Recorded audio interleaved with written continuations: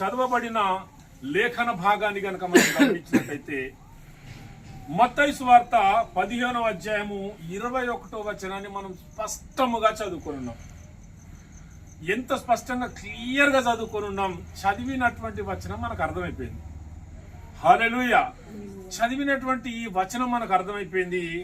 నాకు తెలిసినంత వరకు నేను ప్రతి సందర్భంలో ఏం చెప్తా అంటే, క్రైస్తవులకు చాలా ఇన్ఫర్మేషన్ తెలుసు.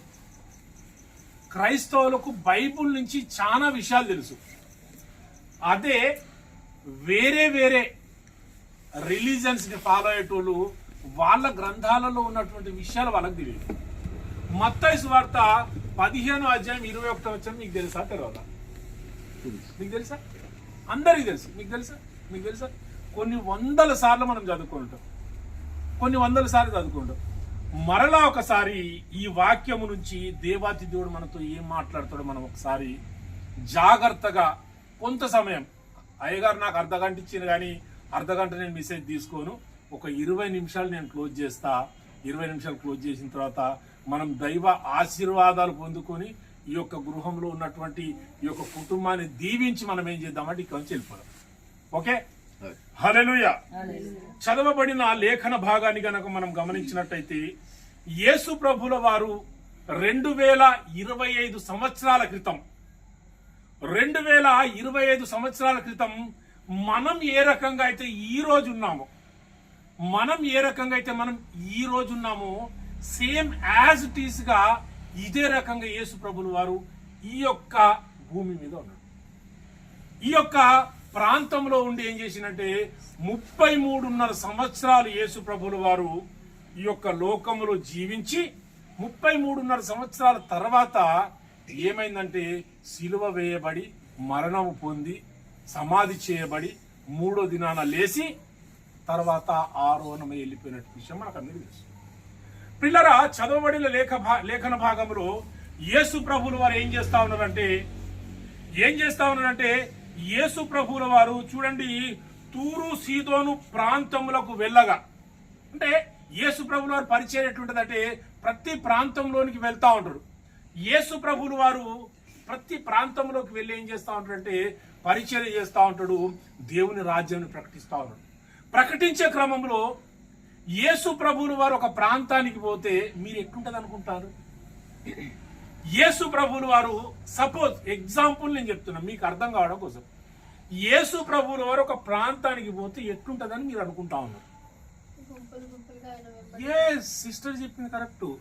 యేసు ప్రభుల వారు ఎప్పుడైతే ఒక ప్రాంతంలోకి పోతా ఉంటాడో ఆ ప్రాంతంలో ఎట్లుంటారంటే ప్రియులారా, చాలా మంది జనాలు ఏం చేస్తారు, యేసు ప్రభుల వారితో పోతా ఉంటారు.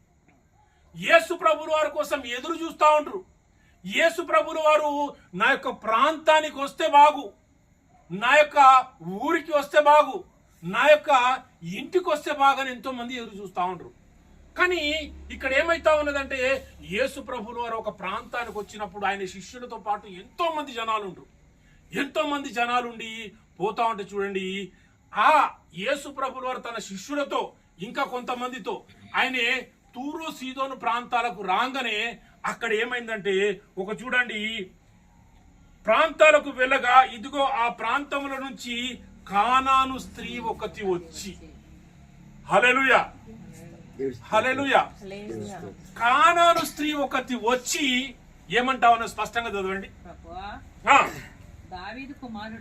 ప్రభువా దావీదు కుమారుడా కరుణింపుము, నా కుమార్తె దయ్యము పట్టి బహు బాధపడుచున్నది, కేకలు వేశాను. పిల్లరా, బాధ కానాను స్త్రీకి ఉంది.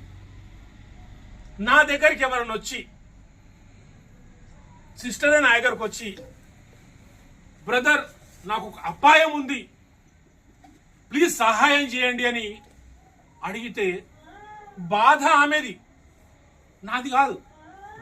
నాకు సింపుల్ గానే అనిపిస్తుంది. అంటే బాధ నాదైతే నాకు కూడా అర్థమవుతుంది.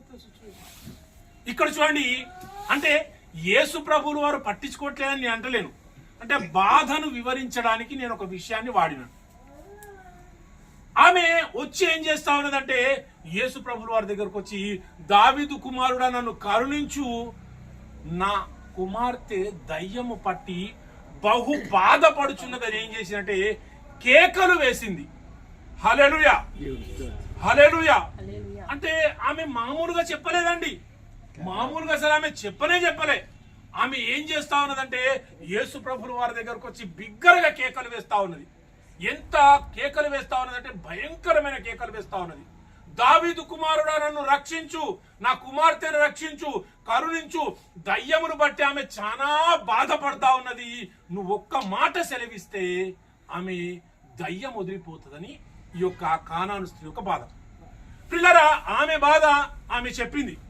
చెప్పుడు కదా ఆమె ఏం చేసిందంటే బాగా బిగ్గరగా ఆ విషయాన్ని యేసు ప్రభుల వారికి చెప్పింది. ఆమె చెప్పినటువంటి ఆ సందర్భం అంటే ఆ సిచ్యువేషన్ ఎట్లుందంటే యేసు ప్రభుల వారితో ఆమె మాట్లాడుతా ఉన్నది. ఆమె మాట్లాడే మాట యేసు ప్రభుల వారు ఏదైతే సమూహంలో ఉన్నారో వాళ్ళందరికీ వినబడతా ఉన్నది. హల్లెలూయా, అందరికి వినబడతా ఉన్నది. ఎందుకు వినబడతా ఉన్నది అంటే ఆమె కేకలు వేస్తా ఉన్నది. చూడండి, ఆమె కేకలు వేస్తా ఉన్నది. కింద వచనం చూడండి. అందుకాయన ఆమెతో ఒక్క మాట అయినను చెప్పలేదు. హల్లెలూయా. చూడండి పిల్లరా, ఆమె బాధ ఆమెకుంది, ఆమె పరిస్థితి ఆమెకుంది, ఆమె కష్టం ఆమెకుంది, ఆమె కన్నీరు, దుఃఖము, వేదన మొత్తం ఆమెకుంది. ఆమె కేకలు వేస్తా ఉన్న యేసు ప్రభుల వారు ఏం చేసినాడు, ఒక్క మాట కూడా పట్టించుకోలే. అసలు పట్టించుకోలే. ఎంత బాధ ఉంటుంది ఒకసారి ఆలోచించండి మీరు. అసలు గుండెలు పలిగిపోతాయి. షార్ట్ టెంపర్ క్యాండిడేట్ అయితే ఏం చేస్తారు తెలుసా, నేను మాట్లాడినా, నేను కేకలు వేసి ఆయనని వేడుకున్నా కానీ నన్ను పట్టించుకోలే అని వెళ్ళిపోతూనే ఉంటారు. కొంతమంది మన దగ్గర దోస్తులు ఉంటారు, చిన్న తేడా వచ్చిందంటే వాడు వెళ్ళిపోతూనే ఉంటాడు, వాడు అసలు తిరిగి చూడడు. ఇక్కడ చూడండి, యేసు ప్రభువుల వారు ఆమెని పట్టించుకోలేదట, ఆమె చెప్పే మాట వినలేదట, అస్సలు పట్టించుకోలే. ఆమె చెప్పే మాట వినలే. ఎట్లుంటుంది ఒకసారి ఆలోచించండి మీరు. ఆమె సహాయం కోసం వచ్చింది. సహాయం కోసం వచ్చినప్పుడు పిల్లరా, మనం సహాయం చేసేది పక్క పెట్టండి, సహాయం చేస్తామో చేయమో పక్క పెట్టండి. ముందు మన దగ్గరికి సహాయం కోసం ఎవరన్నా వస్తే వారి యొక్క మాట మనం విన్నామనుకో వాళ్ళ యొక్క బాధ సగం పోతుంది. హల్లెలూయా, వాళ్ళ బాధ సగం వెళ్ళిపోతుంది. ఇక్కడ చూడండి, ఆమె అంతగానం కేకలు వేస్తా ఉన్న యేసు ప్రభువు వారు అస్సలు పట్టించుకోలే. అస్సలు విననట్టున్నాడు. ఎంత బాధ అవుతుంది, ఎంత బాధ. చూడండి, కింద వచనం చూడండి, ఒక అద్భుతమైన విషయం మనకి ఇక్కడ కనబడతా ఉన్నది. చూడండి, ఆమె వేసే కేకలకు వాళ్ళ శిష్యులకు ఏమనిపించిందంటే ఇంకా చాలా డిస్టర్బ్ చేస్తా ఉన్నారు పోయి మనల్ని అనిపించింది. బాగా డిస్టర్బ్ చేస్తా ఉన్నది, కేకలు వేస్తా ఉన్నది. కాబట్టి ఆయన శిష్యులు ఏం చేసినాడు, ఆయన దగ్గరకు వచ్చి ఏమంటా ఉన్నారు, మన వెంబడి వచ్చి, చూడండి, ఈమె మన వెంబడి వస్తా ఉన్నది, కేకలు వేయుచున్నది గనుక. ఆమె మన వెంబడి వచ్చి ఏం చేస్తా ఉన్నది అంటే కామ్గుంటలేదు, ఆమె కేకలు వేస్తా ఉన్నది, అల్లరి చేస్తా ఉన్నది. ఆమె వేసే కేకలకు మన దగ్గర ఏమైతా ఉన్నదంటే మనకు డిస్టర్బ్ అవుతా ఉన్నది అని అంటా ఉన్నారు. ఈమెని పంపివేయుమని, ఈమెని మేము పంపివేయమా అని ఆయనను వేడుకొనగా. చూడండి పిల్లరా, ఇక ఏమైందంటే యేసు ప్రభుల వారు పట్టించుకోలే. యేసు ప్రభుల వారు పట్టించుకోలేదు. యేసు ప్రభుల వారు ఎప్పుడైతే పట్టించుకోలేదో వెంటనే వాళ్ళ శిష్యులకు ఏమర్థమైందంటే యేసు ప్రభుల వారు ఈమెను ఇక్కడ ఉంచొద్దు అని అంటారనే ఒక సంకేతం వాళ్ళకి వెళ్ళిపోయింది. యేసు ప్రభుల వారు ఈమెను పట్టించుకోలేదు, ఈమెని చూడలేదు, ఈమెతో మాట్లాడలేదు, ఈమెకు సమాధానం చెప్పలేదు. కాబట్టి ఏం చేద్దామంటే ఈమెని ఇక్కడ నుంచి పంపించేద్దాము, ఈమె కేకలు వేయుచున్నదని యేసు ప్రభు వారి దగ్గరకు వచ్చి ఏమంటా ఉన్నట్టే, ప్రభు ఈమె మనతో వస్తా ఉన్నది, మనం ఎటుపోతాడు వస్తా ఉన్నది, ఏం చేస్తా ఉన్నది, మనతో వచ్చి కేకలు వేస్తా ఉన్నది, కాబట్టి ఈమెను మేము పంపించివేయమా అని అంటా ఉన్నది. హల్లెలూయా. చూడండి పిల్లరా, ఈమె పంపించివేయమా అంటే తర్వాత వచనం చూడండి ఒకసారి. ఇశ్రాయేలు ఇంటి వారై నశించిన గొర్రెల యొద్దకే గాని మరి ఎవరి యొద్దకును నేను పంపబడలేదనెను. చూడండి పిల్లరా, ఆ శిష్యులు వచ్చేసి యేసు ప్రభుల వారిని అడిగిండ్రు ఈమెను పంపించేయనా అని. అనగానే అప్పుడు యేసు ప్రభుల వారు ఏమంటారంటే, నేను ఇశ్రాయేలీయులు ఎవరైతే ఉన్నారో వాళ్ళు, ఎవరైతే తప్పిపోయినటువంటి వారు ఉన్నారో, ఎవరైతే నశించిపోతున్నటువంటి వారు ఉన్నారో వాళ్ళ దగ్గరికి మాత్రమే నేను వచ్చిన, నేను వేరే వాళ్ళ దగ్గరికి రాలే. హల్లెలూయా. హల్లెలూయా. చూడండి పిల్లరా, వాళ్ళ దగ్గరికి వచ్చిన అంటే ఈమె ఎవరు?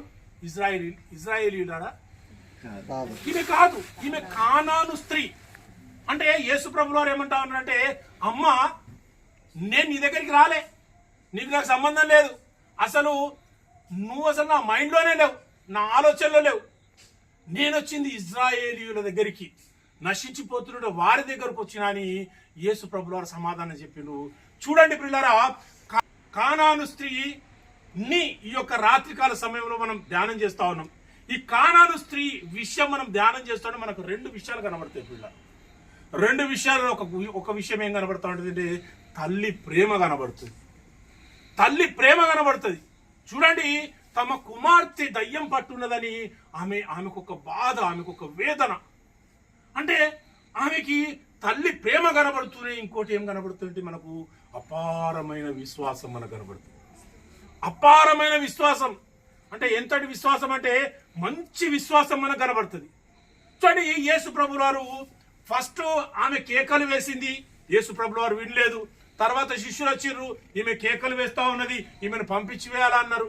అంటే ఆయన వినకపోయినా ఆయన ఎంబటి వచ్చింది. ఆయన శిష్యులు పంపించి వేస్తా అన్నా కానీ మళ్ళా వాళ్ళ ఎంబటే వస్తా ఉన్నది. అప్పుడు యేసు ప్రభువు వారు మాట్లాడింది ఏంటంటే, అమ్మా నేను ఇశ్రాయేలీయుల దగ్గరికి వచ్చిన, వేరేటోళ్ళ దగ్గరికి రాలేదన్నది.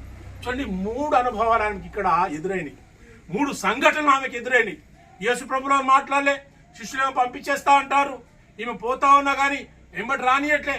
తర్వాత ఏమంటా ఉన్నాడంటే యేసు ప్రభువు వారు, నేను నీ దగ్గరికి రాలేదమ్మా, నేను అన్యుల దగ్గరికి రాలేదు, నేను నా ఇశ్రాయేలీయులు ఎవరి దగ్గర వాళ్ళ దగ్గరికి వచ్చినాడు.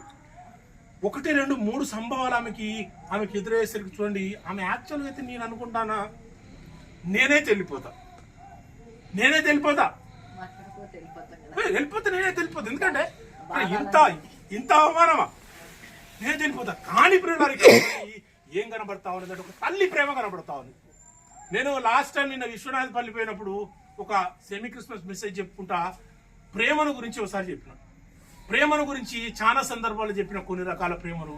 నిజంగా పిల్లల తల్లి ప్రేమ అంటే మామూలు ప్రేమ కాదు.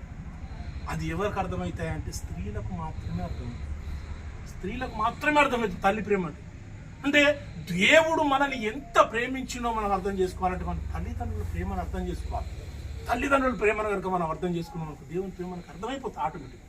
చూడండి ఈ పిల్లరా, ఇక్కడ ఏమైందంటే ఆమె అంతగా ఆమెని వ్యతిరేకిస్తా ఉన్న ఆమె యేసు ప్రభువు వారిని వెంబడిస్తూనే ఉంది. యేసు ప్రభువు వారు అన్నాడు ఏమని, లేదమ్మా నేను మీ దగ్గరికి రాలేదన్నాడు. అప్పుడు ఆమె ఏం మాట్లాడుతూ ఉన్నదో చూడండి ఒకసారి. అయినను ఆమె వచ్చి, చూడండి ఆమెని ఎల్లగొడతా ఉన్న అయినను ఆమె వచ్చి ఆయనకు మ్రొక్కి ప్రభువా నాకు సహాయము చేయమని అడిగెను. అందుకాయన పిల్లల రొట్టె తీసి